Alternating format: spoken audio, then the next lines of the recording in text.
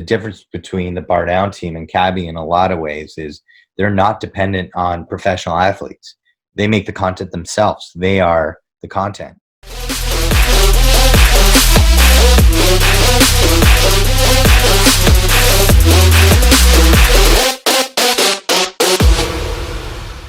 Hello, everybody, and welcome to the 20th episode of the Underrated Podcast, the podcast where we talk to you about sports and rant about a bunch of stuff that we think should be ranted about.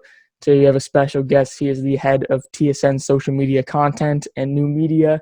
He is the former producer of Off the Record and Cabby Presents. He's the founder of bardown.com, and he's the senior producer of original content. Dave KRIKST, how are you? Thank you so much for coming on. Fellas, thanks for having me. Appreciate you having me on your show.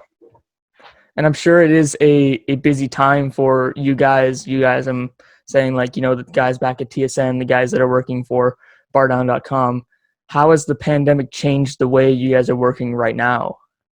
It's changed definitely the way that our process. We're not in the office, obviously, so we're working remotely.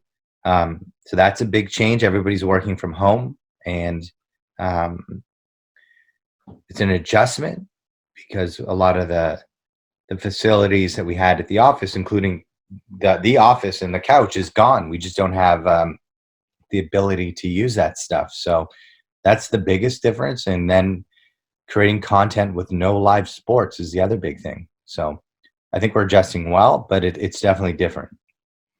We'll get back to Bar Down, probably what you're known for, at least in teenagers, maybe you're known for also doing Cabby, but we'll get back to that in a few minutes. Let's talk about the early stages of your career. And we just, before the show, we read off your impressive resume. And at what point in your life did you start thinking about going into media as a career? Probably late. I wish I would have thought of it earlier. Probably when it would have went to media school. I knew I wanted to make stuff, and I think it was always there, even when I was young. Making, like everyone does, make movies with your friends and videos with your friends and things like that.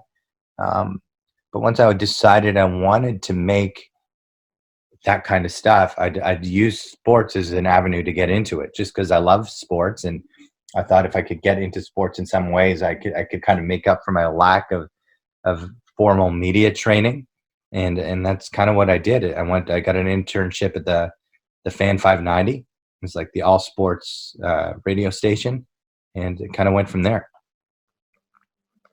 That's awesome. Yeah. All right. So you like you just mentioned, you started off producing radio at the Fan 590, and then you moved into producing television at The Score. How was that transition from radio to television? Was there anything you kind of had to get used to? Oh yeah. I mean, again, it was kind of school for me because I didn't have the training that people went to school for. So for me, it was all learning on the fly. And when I went from the Fan to The Score, it wasn't producing immediately. It was actually writing scripts. So we would write scripts for the hosts, and not like the sports highlight scripts. And we would divide up the games. So, all the basketball games or the hockey games of the night or the football games. And had a script writing partner at The Score. And his name was Cabby. And we kind of wrote scripts for the hosts together, and obviously that grew into something else over time. But that's how we started. It wasn't producing; it was writing scripts. That's interesting. So while you were at The Score, like you just mentioned, you worked with Cabby and created Cabby on the Street. Do you think that was your breakthrough in crossing pop culture with sports? I think I was doing a little of that at the Fan. So if you listen to the Fan shows that I would produce, we were definitely crossing over. I had one great host in particular named Gord Stellick. Gord used to be the GM of the Toronto Maple Leafs, and then he was a big personality at the Fan. But he was fun, and Gord was creative with the segments that he wanted to do. And we would definitely do more than just sports on Stellick's show. It was called The Big Show at the time. And then with Cab, we were looking, and probably similar to what you guys are doing, is we wanted to produce content that we thought would be appealing to us, for our demographic, for our age group. And some of that didn't exist. And Cab is a big personality, so we thought we could do that with him. And in producing all the all of Cabby's led shows, you've been all over the world. Stanley Cup and NBA championship celebrations. You've met some of the world's most recognizable sports icons, such as Kobe Bryant, Shaquille O'Neal, Sidney Crosby, Charles Barkley, Will Ferrell. And is there maybe one or two moments in your career that really stand out as like an, oh my gosh, I can't believe I was here moment? I mean, some of them are just strange scenarios and things that happen. And weirdly enough, you can go back and watch some of these things on YouTube or whatever, because it's like a living record of them happening. Kobe stuff, of course. Recently, I know everyone's been talking about Michael Jordan and The Last Dance. So Cab and I have been reminiscing about the first time that we met Michael Jordan on a golf course just outside of Toronto. You mentioned Will Ferrell. That was kind of one of those moments. It was in Las Vegas for a boxing match between Oscar De La Hoya and Manny Pacquiao. And before the fight, we went to go. Do you remember that fight? I've definitely heard of it. I think I've heard of it, yeah. So before the fight, we went to kind of a holding area for HBO, where a lot of the athletes and celebrities would be before the fight. And Will Ferrell walks in wearing like a fur coat and a fedora. And we approach him and see if he'll do an interview. And he says he will, but he'll only do it in the bathroom. And the bathrooms that you'll see in the segment are one stall bathrooms. You know, those one stall bathrooms. They're not like a bathroom you walk in. There's a lot of different, stalls. It's a one stall bathroom. And we go in there and close the door. Now in a one stall bathroom, you've got Cab, our cameraman, myself, and Will Ferrell. And that was kind of a surreal moment. And you've done amazing things during that time. Is there something that you didn't do that you maybe wish you did, or like something that's on your bucket list? We tried to cross off as much as we could on our bucket list. Even at the I guess when we got to TSN, we did Running of the Bulls. That was on our bucket list. There's some athletes we would have liked to talk to that we got close to a couple times and it never happened, like Tiger Woods and Roger Federer. But almost anyone you could think of, we actually were able to at some point do something with them. That's cool. Yeah.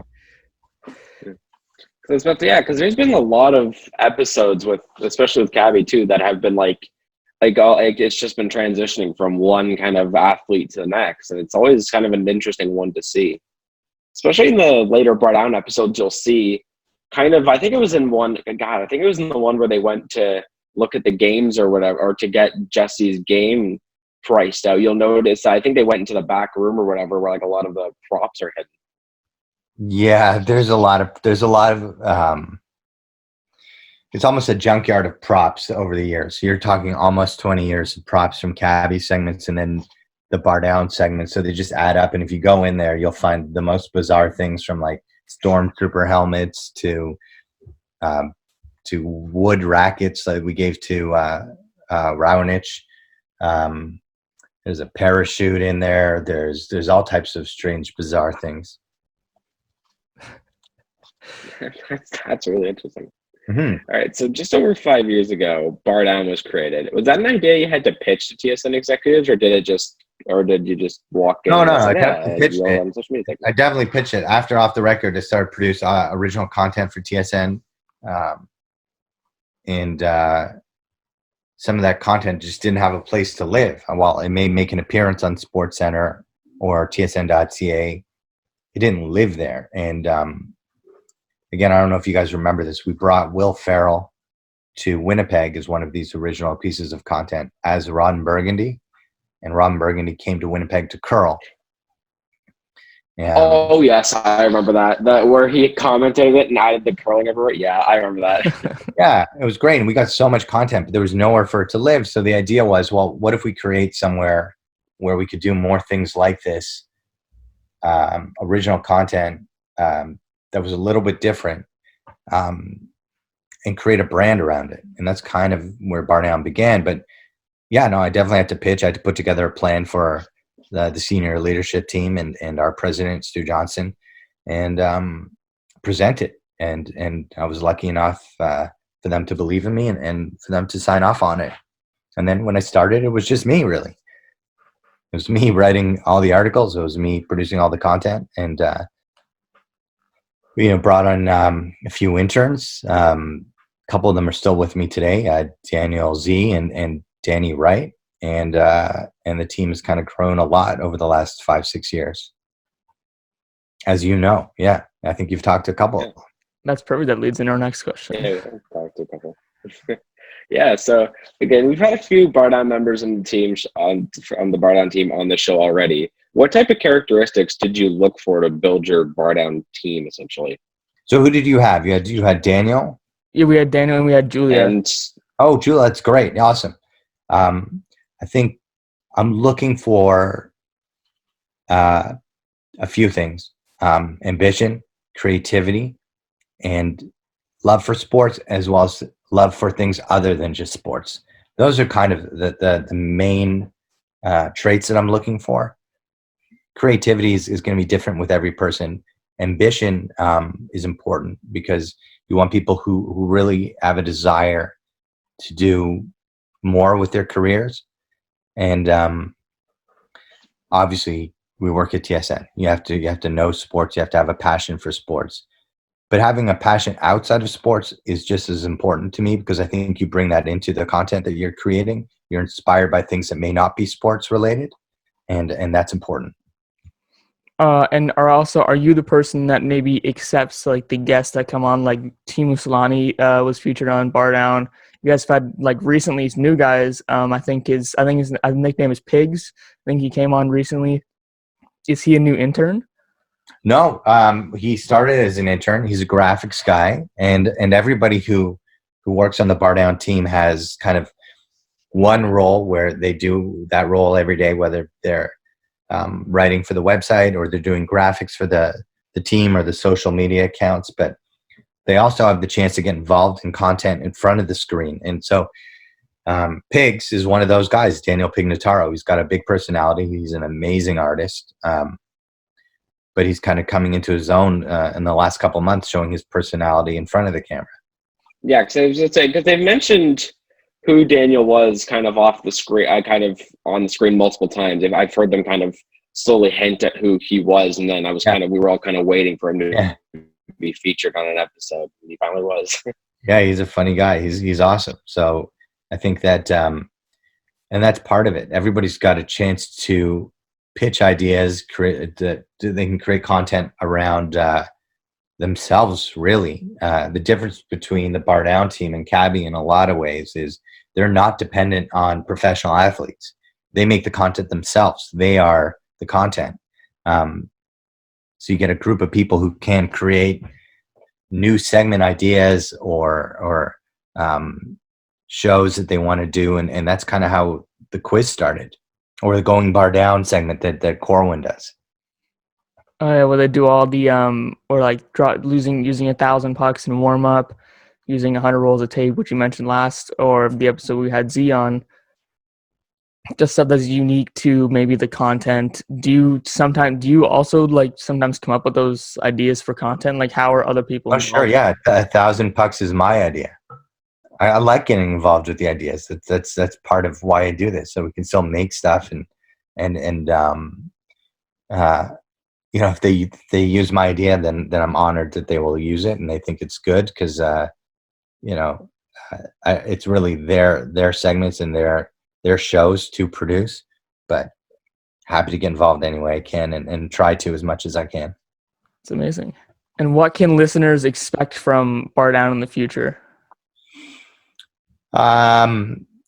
We are working on a few different things. I would like, and we're at the very, very early stages of this, I'd like to come up with a podcast that is different, that is not typical, that would be true to our brand. So we're trying to work that out and see what that would be right now. And just like the rest of the brand, it will be unexpected. It will be things that you may not actually think. I think people want a Bar Down interview series. I'm not sure that's what we're going to do. It's going to be different. It's going to be a combination of interviews and stories and curious things. And then we're constantly working on, well, how do we expand what we are doing? We're doing the quizzes now in a remote way, so the guys are doing them from home. We'll do our second one of those today, actually. We're working on video game streaming and how do we really get involved in that world authentically with our brand. So that's coming up. And then we have our daily roles, the website, digital sports centers on that group. I don't know if you guys watch Marissa in the digital sports center every day at 3 o'clock. I do watch that at some point too. So if it's kind of there, I'll go through it. And then we've got a book that we haven't put out, which is hockey slang and hockey terms.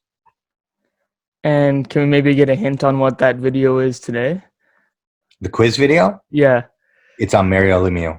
Oh, that's a new topic. That maybe that'd be interesting. Wayne Gretzky with my benefit Corwin.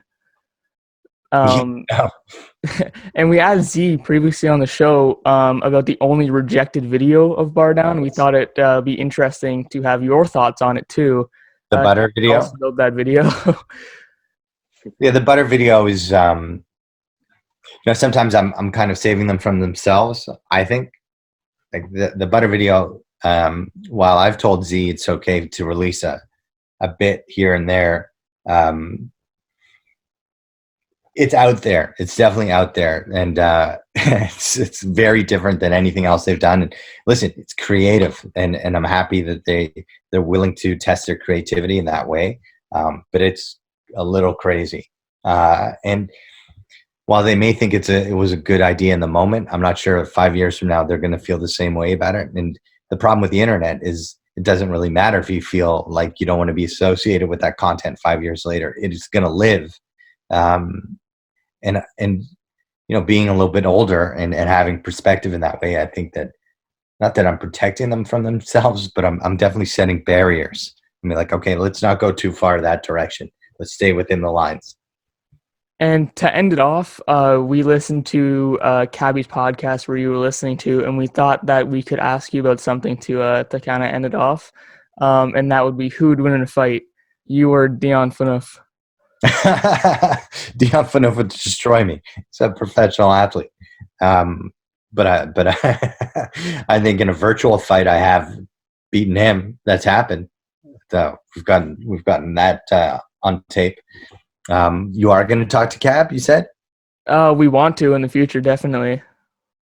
He's an interesting story, and I think you should, because I think that, like, even before me, he was doing things at Ryerson creatively, and when he got to the Score before me, his personality was so big they wanted to put him in front of the camera doing segments, and I'm sure he can tell you the whole story behind that. Yeah, we'll definitely reach out to him. And you did say on there that you did have kind of like an altercation with Dion Phaneuf. Yeah. Can you kind of talk to the listeners about that little altercation between you and Dion Phaneuf? Well, so this isn't a podcast? Yeah, it was Cabby's podcast. I think it was a while back. When he interviewed me? Yeah, when he had you on the podcast. I think it was, I don't know when it was. It was a while back, though. We talked about you had how much information did we give at the time? Do you remember? Well, it was a wild podcast, and I don't know. You said something about Dion Phaneuf and how that you did something with Dion Phaneuf that maybe made him upset, or yeah, I did. I was. It was. Man, it was a long time ago. It was something to do with Red Bull, and he was the first hockey player that was signed by Red Bull in Canada. But it was a misunderstanding more than anything. And I think we figured it out later, and we did a segment as I'm talking about, like, where we went to Vancouver and Cab started playing him in the new game. That was kind of one of the things we were doing with EA at the time. And then he kind of tagged me in, and then I fought him in the game. And I beat him. But like in real life, he would destroy me. Who we can fight Dion Phaneuf? I just got a hint from behind. It was 2013 where you kind of said that. Yeah, that's when I said it. Yeah, that's how it happened. It happened like 2007 or 2008. Yeah, that's when you kind of mentioned and we thought that it would be a good way to get you a little bit involved with Dion Phaneuf. Yeah. Alrighty, thank you so much for coming on. We pretty much talked That about was everything. cool. Guys, thanks so much for thinking of me and supporting Bar Down. I can't tell you how much that means. And that brand, Bar Down specifically, is for your generation. That's your generation's sports brand in Canada, as far as I'm concerned. And when they're making content, they're making it for you. So if you like it, then they're doing a good job, and we appreciate it. And thanks for caring. Thank you so much. No worries. Thanks so much. You're awesome.